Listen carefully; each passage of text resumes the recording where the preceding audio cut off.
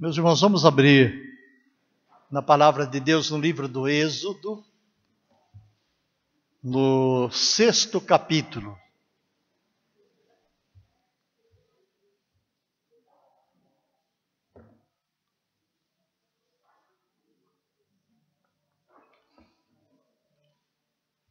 Nós vamos ler vários capítulos aqui do Êxodo.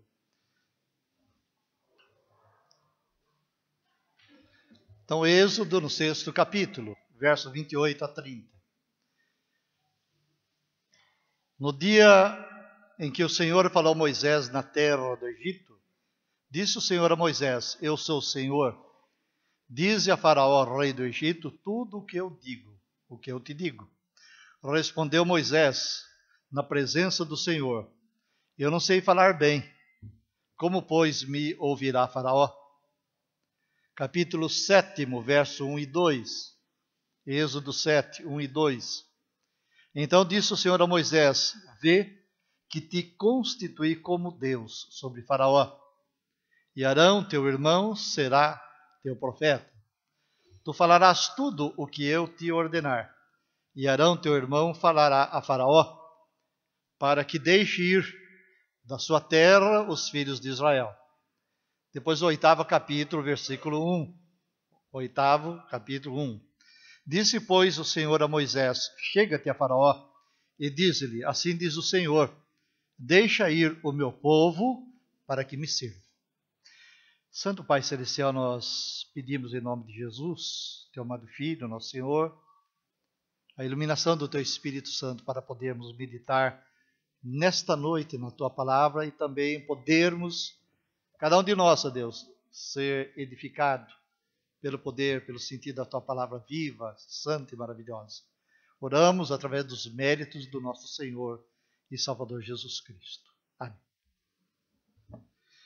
Meus irmãos, no ano de 1993, nós assistimos a um filme, foi muito famoso. E esse filme foi muito polêmico e impactou a nação norte-americana, por causa dos princípios calvinistas reformados ali. E também outras partes do mundo onde foi apresentado o filme. O nome do filme é Proposta Indecente. Tem um famoso elenco. Acho que você deveria assistir, procure lá. O Dils, né, e a Salete, que talvez tenham lá.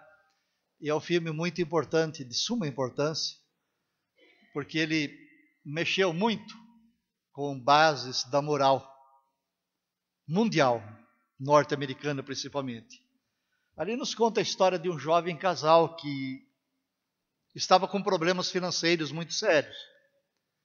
E esse jovem casal resolveu ir à cidade dos cassinos, que é Las Vegas, para tentar ganhar algum dinheiro, porque estava falindo. Nos Estados Unidos, as famílias costumam ir à falência mesmo. Não é como no Brasil. Lá chegam a ir à falência. E eles foram lá para Las Vegas para jogar naquele cassino. Chegando lá, instalado num dos cassinos, num hotel, e ali andando, tentando a sorte. Num determinado momento apareceu um senhor bilionário, muito, muito, muito rico. E esse senhor passou a observar a jovem esposa e os convidou para almoçar ou jantar, para ter uma refeição. E ali aquele multimilionário, ou bilionário, ele pegou e falou para o casal: Escuta, eu pago $1 milhão para que você permita que eu passe uma noite com a sua esposa. Eu te dou $1 milhão para que você, para a esposa, passe uma noite comigo. Para quem estava numa situação muito séria, econômica, foi um impacto muito grande. E eles passaram a conversar. Eu falei: Mas não precisa ser agora. Vão lá para o quarto, ficam hospedados, eu pago hospedagem para vocês. Vão pensando, e daqui um dia ou 2 dias, não me lembro direito, eu quero a resposta. E o casal passou a conversar, a ponderar, porque estava na pendura, quase na falência familiar, e receber $1 milhão era uma coisa muito séria. Até que conversa vai, conversa vem, então eles aceitaram aquela proposta e aqueceram. E a jovem foi passar uma noite com aquele milionário ou bilionário. Acontece que no outro dia a desgraça estava feita, porque ela voltou para o quarto na manhã seguinte e já não conseguia olhar para o rosto do seu marido. E o marido não conseguia olhar para o rosto dela. E eles passaram a um momento começaram até a se degladiar. Ela sentindo, ou melhor, ele se sentindo ali, terrivelmente culpado por haver permitido a esposa que fosse e se entregasse. E a esposa, por sua vez, também se sentiu terrivelmente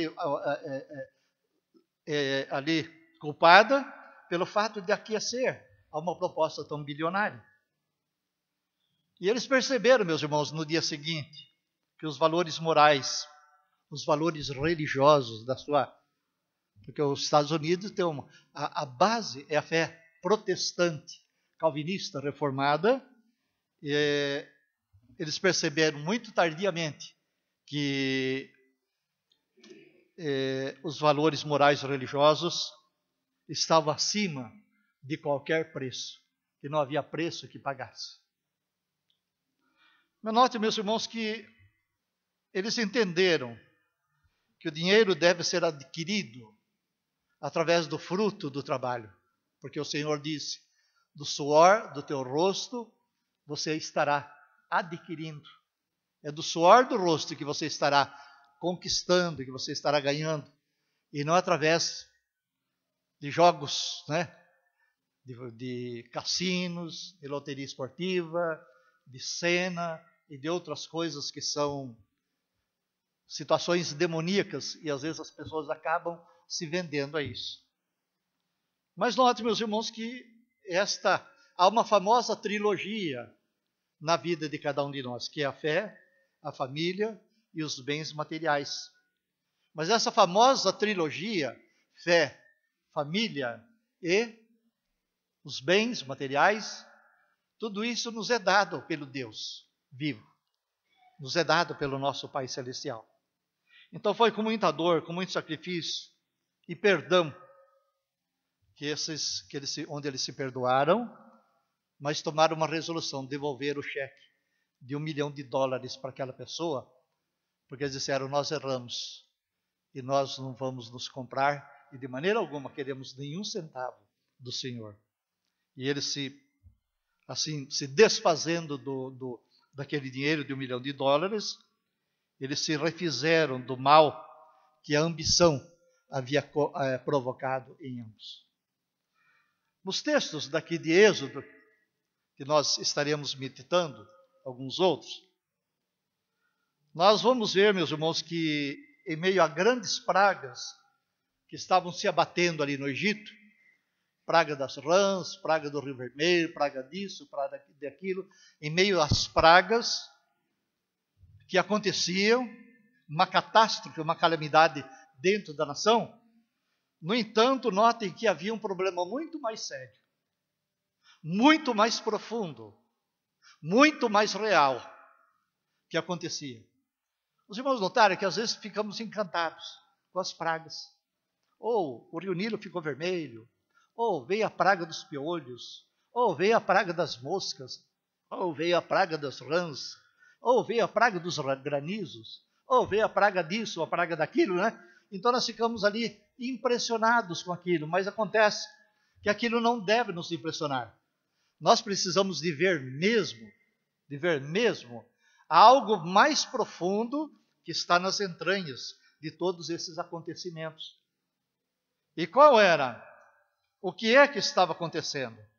Nós vemos Faraó em meio a uma situação e a outra, quando seu coração endurecia e depois era abrandado.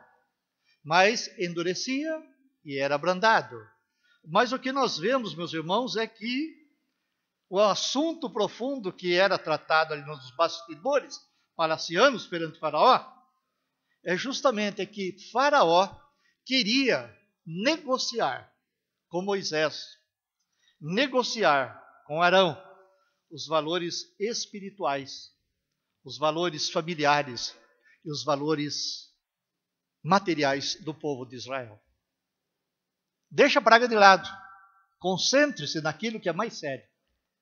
Esse negócio de praga, de os efeitos. Olha que uma senhora que apareceu falando, a senhora viu a praga do rio que ficou vermelho? A Nilce falou, eu não tive tempo não. Está passando um programa, um programa uns 10 mandamentos, né? Ah, mas amanhã vai ter a praga tal. Ah, é? Tudo bem. Eu já li tudo isso na Bíblia, né? Acontece, meus irmãos, que nós, os crentes de Jesus Cristo, nós vamos nas profundidades. Não ficamos ali no cenário cinematográfico. Não ficamos ali na beleza da paisagem que se descortina ali. Mas nós vamos em profundidade. O que é que está acontecendo? Por que isso está acontecendo? E o que acontece ali nos meandros do palácio. Geralmente nos palácios acontece muita barbaridade.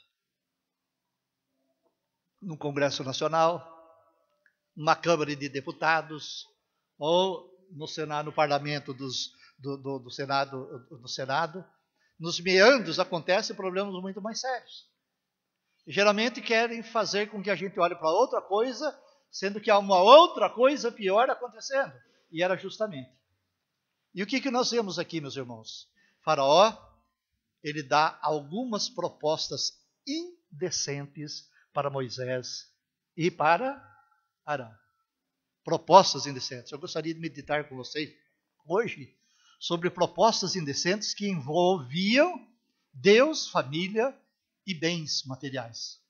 A primeira proposta indecente foi sobre a questão do culto a Deus. Se você estiver com a sua Bíblia aberta, no capítulo 8, versos 25 a 27, mantenha aberta para nós estarmos lendo e estudando. A primeira proposta indecente foi sobre o culto a Deus. Nos diz o verso 25, 26 e 27. Chamou o faraó a Moisés e Arão e disse, ide, ofereceis sacrifícios ao vosso Deus. Note, ofereceis sacrifícios ao vosso Deus nesta terra. E respondeu Moisés, não convém que façamos assim?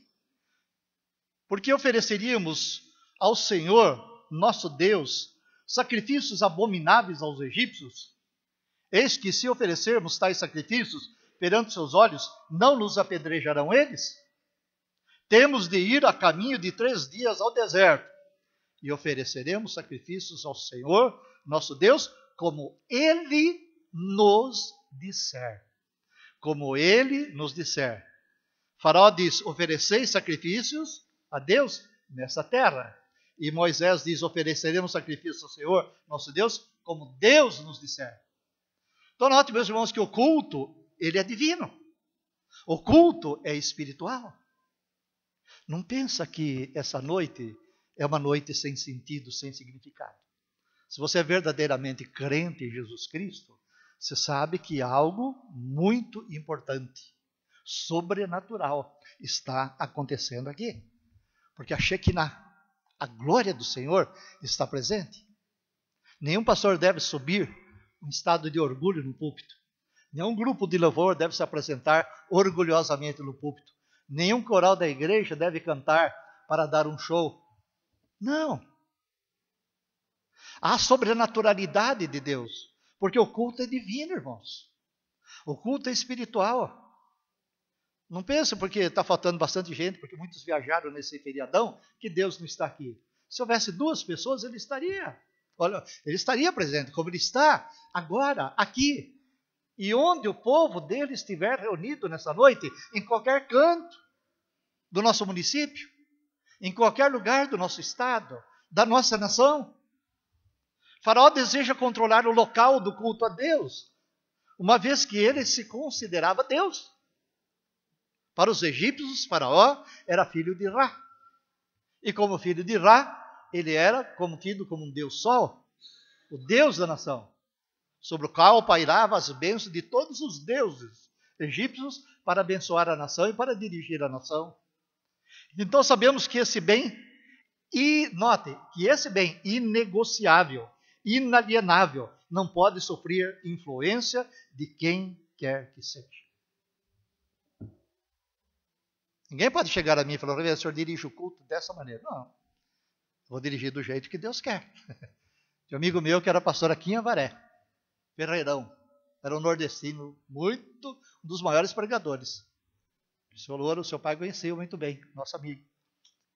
E ele foi para uma cidade de Curitiba pastorear, e enquanto arrumava a toga, o presbítero dizia: olha, o senhor não prega sobre isso, porque tem uma pessoa que não quer ouvir isso. Falou: agora é que eu vou pregar sobre isso, porque eu já ia pregar e não vou, ninguém tira da minha mente, do meu coração e dos meus lábios.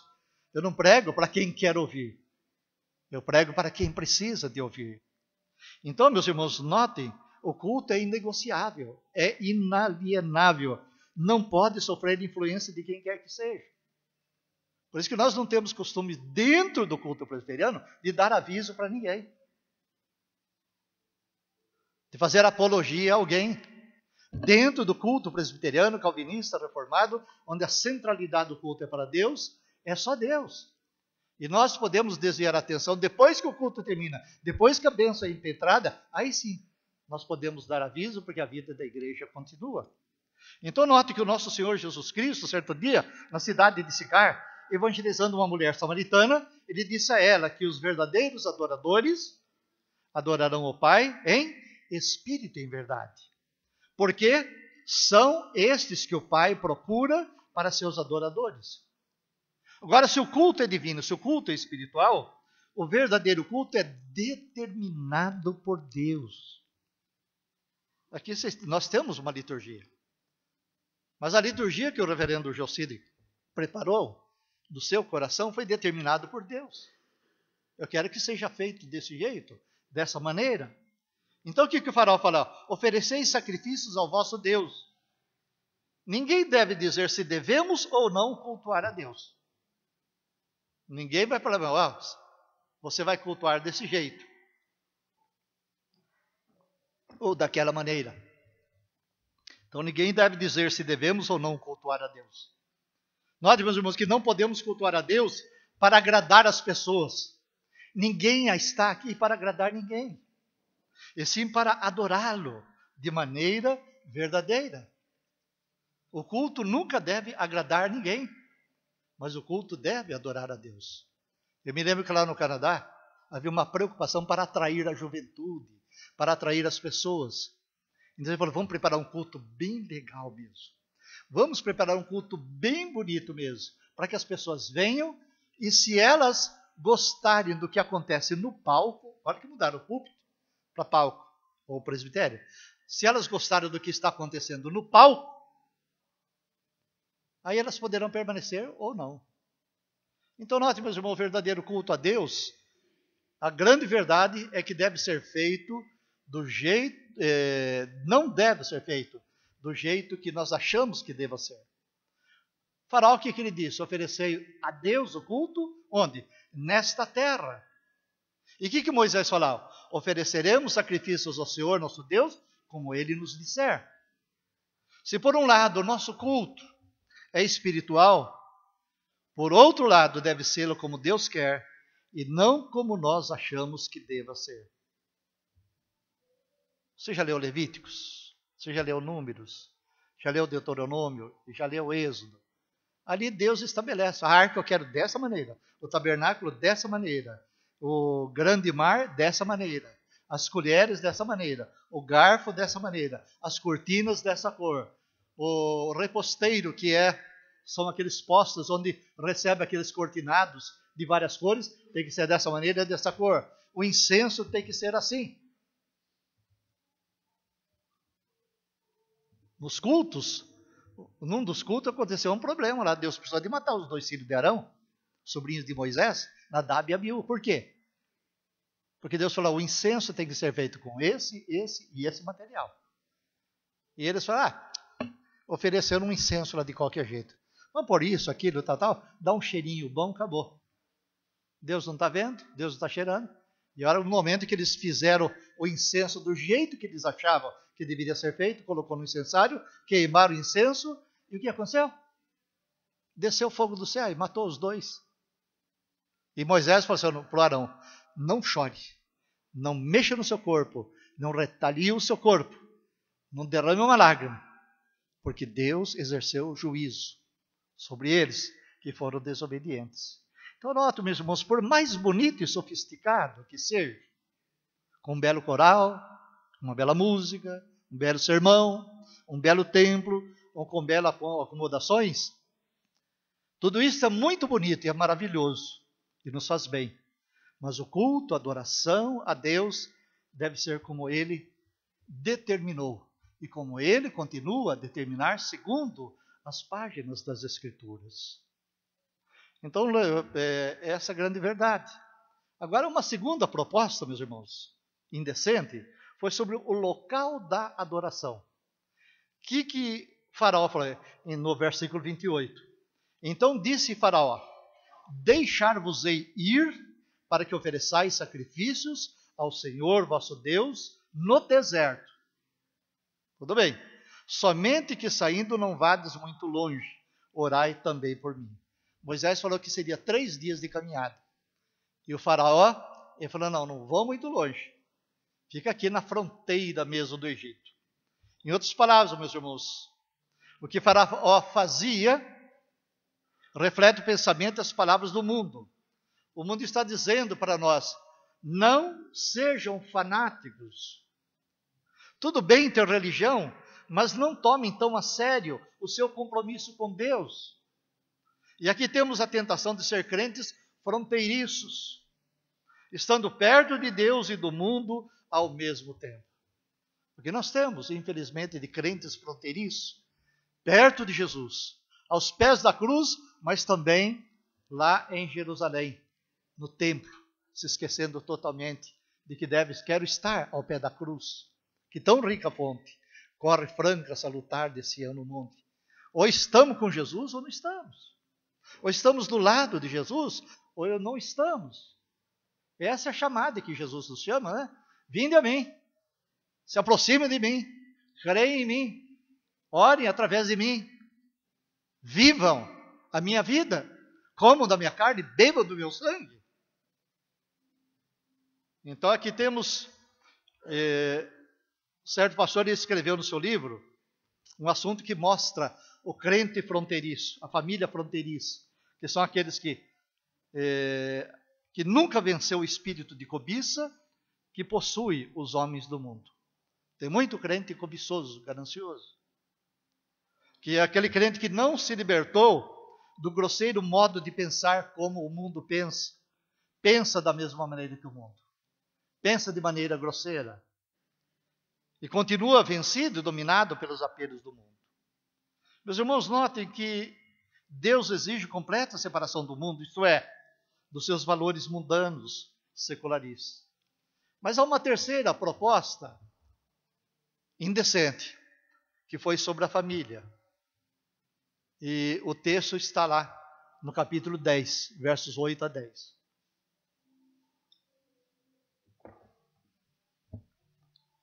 Nos diz o texto: então Moisés e Arão foram conduzidos à presença de Faraó, e esse lhes disse: ide servir ao Senhor vosso Deus, porém quais são os que hão de ir? Quem é que vai adorar? E respondeu-lhe Moisés: havemos de ir com os nossos jovens, e com os nossos filhos, e com as nossas filhas, e com os nossos rebanhos, e com os nossos gados. Havemos de ir porque temos de celebrar a festa do Senhor.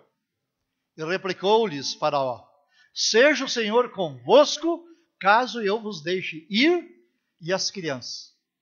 Vede, pois tendes conosco más intenções. Não há de ser assim. Ide somente vós os homens, e servir ao Senhor, pois isso é o que pedisse.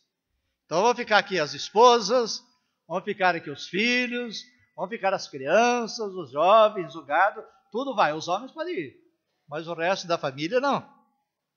Note, meus irmãos, que essa proposta de Faraó queria dizer que os homens teriam que deixar o que? A esposa e os filhos no Egito, isto é, no mundo. Sabemos que a fé envolve a família toda, pois nós somos a família da aliança. Em Cristo Jesus, nós fomos tornados família da aliança. É o marido, é a esposa, são os filhos, são os genros, são os noras, são os netos, formamos o quê? A família da aliança. E não uma família que fica jogada para lá. Onde que está meu filho? Onde está minha filha? O que está fazendo? Pouco se importando com Deus. Então, note, meus irmãos, que Deus estabeleceu uma aliança com os pais e os filhos, até o quê? Até 1000 gerações. Aqueles que não amam a Deus, aqueles que aborrecem a Deus, há uma aliança, e até de castigo, até a 3ª geração. Mas aqueles que amam a Deus, aqueles que servem a Deus, há uma aliança até 1000 gerações. Então é privilégio do esposo guiar a sua família em adoração constante a Deus. É dever do pai e da mãe conduzir seus filhos na adoração ao Senhor Deus. Então, meus irmãos, vejam que infelicidade daqueles que não se preocupam com esse maravilhoso privilégio de estar levando perante o trono da graça toda a sua família. E nessa proposta em que a família está sendo negociada, Moisés mostra que ela é um bem inalienável. Família é um bem inalienável quando esta família pertence a Deus. Quando essa família é a família da aliança.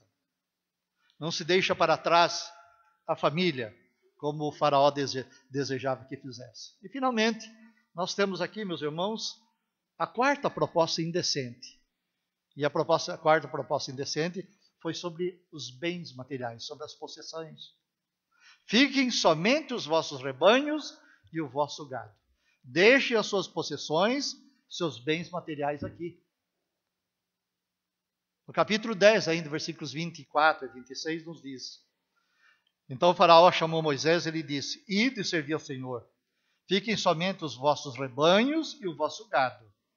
As vossas crianças irão também convosco. Respondeu Moisés: Também tu nos tens de dar em nossas mãos sacrifícios e holocaustos que ofereçamos ao Senhor nosso Deus.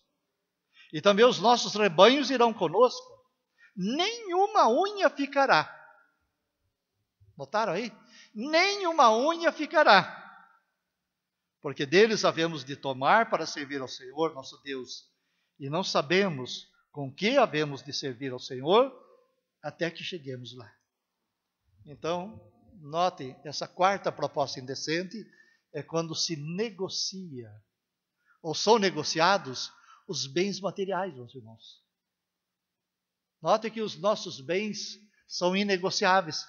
Já visto que se uma pessoa se encontrar numa dívida muito grande, a lei federal da Constituição protege a família dentro da sua casa, não é isso, doutor? Por quê? Porque a casa é um bem inalienável. Ninguém pode tirar de ninguém a casa, a residência de ninguém. Agora, Moisés, quando negocia, ele diz: o gado, tudo. As nossas roupas, nossa mobília, tudo. Os irmãos notaram? Não sei se vocês passaram por experiência. Uma vez passamos por experiência, quando eu estava indo para o Canadá, os irmãos muitos se lembram. Quando o ladrão entrou em casa, eu estava pregando na central, e o ladrão entrou lá e revirou tudo, estava procurando dólar, e não tinha, só $50 para viajar, né? Mas estava ali e reviraram tudo. Mas chegamos em casa, estava aquela bagunça bem feita. Pegaram os perfumes da Nilza. Nilza tem os 2 perfumes. Aliança, que era um bem maravilhoso, que é uma lembrança do nosso casamento. Então eles fizeram uma bagunça. Meus irmãos, como que eu me senti ofendido, triste. Foi uma violência. Eu senti uma tremenda violência, o sujeito entrar na minha casa, invadir a minha casa e bagunçar totalmente a minha casa. Como aconteceria com você também? Quem é aqui que permite uma pessoa chegar lá e roubar um copo? Né? Ou uma xícara sua? Ou um garfo, uma colher? A gente não permite. A não ser que a gente não veja, a pessoa rouba, mas que a gente fica na cabeça lá, aquele mal-estar, né? Falou, roubou isso de mim. Roubou um guardanapo. Uma vez tivemos uma empregada lá que quase fez uma limpeza. A Nilza doente, e roubou um lençol que nós tínhamos lá de 180 fios. Conhece? Aquela delícia gostosa, se tem até geladinho, eu sou muito calorento. E de repente, cadê o jogo de lençol? Uma moça que era crente e cujo pai era pastor, né? Foi trabalhar para nós e ó, passou a mão lá. Até hoje, machucou o nosso coração, porque a gente se lembra daquele lençol, era tão caro. E na época comprou por preço barato e hoje não está. Quiser dar um jogo de lençol de 180 fios, eu aceito. Brincadeira, viu? Mas, note, meus irmãos, é isso. Você não permite que ninguém mexa em nada seu. Que pegue uma laranja, uma fruta, você pode dar para a pessoa. Se a pessoa pedir, nós damos. Mas a pessoa entrar lá no meu quintal e roubar isso, roubar aquilo, aí é uma coisa triste, né? Então veja, justamente, foi o que Moisés falou. E também os nossos rebanhos irão conosco, nem uma unha ficará. Nada. Absolutamente nada vai ficar. As casas ficarão totalmente vazias. Então note que esta quarta e indecente proposta, então ela foi reprovada por Moisés. Ela foi reprovada por Arão. E deve continuamente ser reprovada, uma vez que o crente entende que tudo que tem, tudo que possui, vem de Deus e pertence a Deus. Uma vez que Ele é o Senhor absoluto de tudo e de todas as coisas. Quando Davi ofereceu grandes ofertas lá para a construção do templo, quando Davi ofereceu aquelas ofertas, o que ele disse? Tudo vem de ti, Senhor, e do que é teu, nós te damos. Por isso que nós, os presbiterianos, costumamos pregar e viver e proclamar a mordomia. Esse corpo que você e eu, cada um de nós tem, é de Deus. Então a gente tem que cuidar direitinho dele. Alimentadinho, com remedinho, com tantas coisas, né? Esses pensamentos pertencem a Deus. Quando entra algum pensamento perverso lá, nós repudiamos e pedimos misericórdia. Você vê uma vez, 2 vezes, nós clamamos, socorre, Senhor. As palavras que saem da nossa boca são de Deus. O que o meu ouvido ouve, o que meus olhos veem, o que minhas mãos tocam, tudo é do Senhor. Agora, o que eu tenho na minha casa, o que eu adquiri através do fruto do trabalho, também é de Deus. Porque se eu morrer hoje, vai ficar tudo aí, né? O que eu vou levar para o céu? Nada. O que você vai levar para o céu? Nem um centavo, nada. Nem o seu corpo, que vai estar apenas aguardando o dia da ressurreição. Por isso, meus irmãos, o salmista, ele cantava isso dizendo, do Senhor é a terra e a sua plenitude, o mundo e todos os que nele habitam. Tudo o que temos pertence a Cristo Jesus, nosso Senhor. Por isso agrada a Satanás apoderar-se dos nossos bens materiais para não podermos usá-los para a nossa subsistência, para a nossa sobrevivência, para o nosso bem-estar, para o nosso conforto e, acima de tudo, para a manutenção do reino de Deus nessa terra. O que Deus tem dado para mim, tem dado para você, nós usamos subsistência, sobrevivência, conforto, tranquilidade, lazer, né? Hoje vou na praia tal, né? Hoje vou pescar no rio tal. Hoje eu vou passear em tal lugar. Hoje eu vou lá para a colônia de férias, né, Oscar? De Avaré, né? Ou de Campos de Jordão, disso aí que o Estado fornece. Enfim, meus irmãos, o que a gente faz, né? Tudo é do Senhor, tudo pertence ao Senhor. Então são bens inegociáveis, bens inalienáveis, que Deus tem alegria, tem prazer em nos dar para que a gente viva bem na face da terra. Para que a gente viva tranquilo aqui na face da terra. Para que a gente goze esses privilégios na terra. Porque o crente, aqui a terra, a igreja, é a antecâmara, é a antecipação do céu, para onde nós iremos um dia. Portanto, meus irmãos, concluímos dizendo que das 4 propostas indecentes, e que 2 delas estão resumidas numa que é Deus, família e propriedade, nós jamais poderemos negociar. Não negociamos a doutrina, não negociamos os valores morais da família e não negociamos os valores materiais adquiridos com muita luta, com sacrifício e com honestidade. Moisés não aceitou nenhuma das indecentes propostas feitas por Moisés. E cada uma delas foi rechaçada. Portanto, que cada um de nós saiba entender essa realidade. e saiba, em nome de Jesus, defender aquilo que já foi conquistado por nós na cruz do Calvário. Nossa salvação, nossa redenção, a nossa vida eterna e o gozo antecipado que Ele nos dá aqui para a glória do Senhor. Amém.